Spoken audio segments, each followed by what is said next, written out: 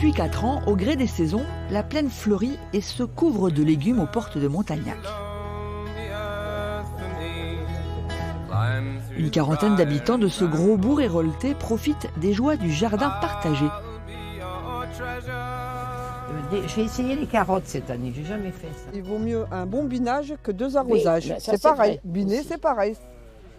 Ça commence à pousser, hein, les choux, les machins. Après il y a les tomates, les poivrons, les aubergines. Et que les billets de 50 € que ça pousse pas. Mais c'est le jardin du bonheur. Ouais, bonheur. C'est que du bonheur. Un bonheur réservé aux habitants qui n'ont pas la chance d'avoir leur propre jardin.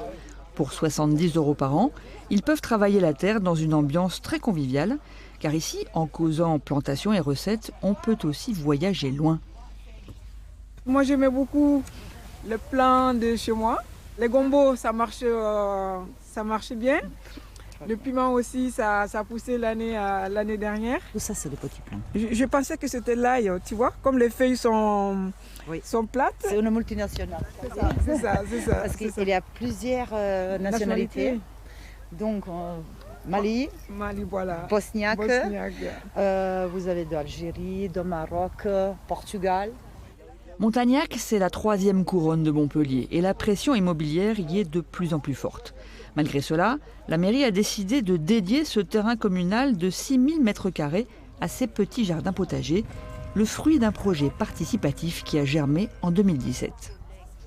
C'est une volonté politique, effectivement, que de cibler des zones, des corridors écologiques, et donc des zones qui, elles, sont vouées justement à une activité douce, une activité de culture, de partage. C'est une association qui gère les lieux. Ici, on cultive en bio, les pesticides chimiques sont interdits. En revanche, l'esprit d'entraide est fortement recommandé et d'autant plus apprécié cette année. Ça a été une année difficile. Moralement, pour tout le monde, ça a été difficile. Et c'est vrai que quand on se retrouve là, des fois on dit je vais aller travailler.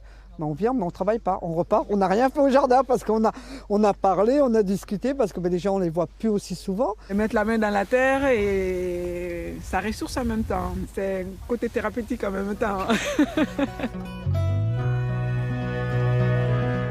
Le succès de ces jardins est tel qu'une liste d'attente a été mise en place pour les parcelles individuelles. La mairie pourrait bien agrandir encore ce vaste terrain de jeu.